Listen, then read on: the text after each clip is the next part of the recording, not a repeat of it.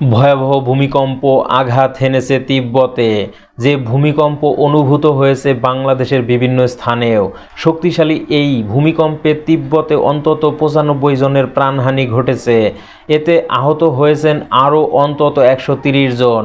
চীনের রাষ্ট্র পরিচালিত সম্প্রচার মাধ্যম সিজিটিএনের বরাত দিয়ে এ তথ্য জানিয়েছে বিবিসি।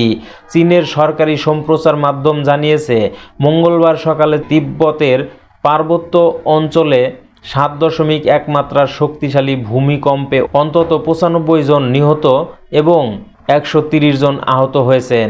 এছাড়া শিগাৎসের যে অঞ্চলে ভূমিকম্প হয়েছে সেখানে প্রায় 80 লাখ মানুষের বসবাস।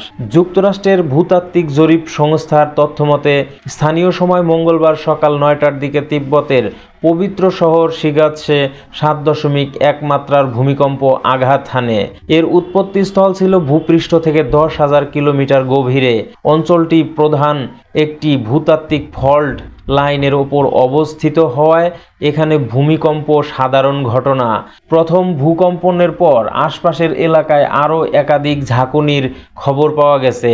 কম্পন অনুভূত হয়েছে পাশের দেশ নেপাল, ভুটান, ভারত এবং বাংলাদেশের বিভিন্ন স্থানেও।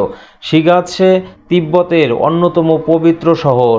এটি পাঞ্চেন লামার ঐতিহ্যবাহী আবাসস্থল, যিনি তিব্বতীয় বৌদ্ধ ধর্মে দালাই লামার পরই দ্বিতীয় সর্বোচ্চ আধ্যাত্মিক নেতা। চীনের সরকারি সংবাদ মাধ্যমে ভূমিকম্পের মাত্রা কিছুটা কম অর্থাৎ 6.8 হিসেবে উল্লেখ করা হয়েছে।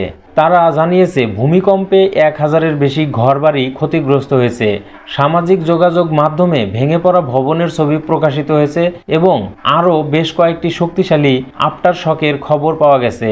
চায়না আর্থকোয়েক নেটওয়ার্কস সেন্টারের গবেষক জিয়াং হাইকুন চীনা রাষ্ট্রায়ত্ত সম্প্রচার মাধ্যম সিজিটিএনকে বলেছেন, একটি বড় ভূমিকম্পের পরে একটি ধীর ক্রমশ ম্লান হওয়ার প্রক্রিয়া ঘটে। তিনি বলেন, আরও একটি প্রায় 5 মাত্রার ভূমিকম্প হতে পারে, তবে বড় কোনো ভূমিকম্পের আশঙ্কা কম। চীনের বিমান বাহিনী উদ্ধার কার্যক্রম শুরু করেছে এবং দুর্গত এলাকায় ড্রোন পাঠিয়েছে। এ অঞ্চলটি মাউন্ট এভারেস্টের পাদদেশে অবস্থিত হওয়ায় তাপমাত্রা হিমাঙ্কের নিচে, ফলে স্বাভাবিকভাবেই উদ্ধার কার্যক্রম ব্যাহত হচ্ছে তীব্র ঠান্ডার কারণে। এই এলাকায় বিদ্যুৎ এবং পানির সরবরাহ বন্ধ রয়েছে। চীনের প্রেসিডেন্ট শি জিনপিং প্রাণহানি কমানোর জন্য সর্বাত্মক অনুসন্ধান ও উদ্ধার প্রচেষ্টা চালানোর এবং ক্ষতিগ্রস্ত বাসিন্দাদের পুনর্বাসনের নির্দেশ দিয়েছেন। তিব্বতের ভূমিকম্প ব্যুরো বিবিসিকে জানিয়েছে, তারা এখনও সংখ্যা যাচাই করছে বলে হতাহতের বিষয়ে কোনো আনুমানিক তথ্য দিতে পারেনি। নেপালে কম্পন অনুভূত হলেও কোনো ক্ষয়ক্ষতি বা হতাহতের খবর পাওয়া যায়নি বলে এভারেস্টের কাছে নেপালের নামচে অঞ্চলের একজন স্থানীয় কর্মকর্তা বার্তা সংস্থা এএফপিকে জানিয়েছেন। এই অঞ্চল ভারতীয় ও ইউরেশীয় টেকটনিক প্লেটগুলোর একটি প্রধান ফল্ট লাইনের কাছে অবস্থিত।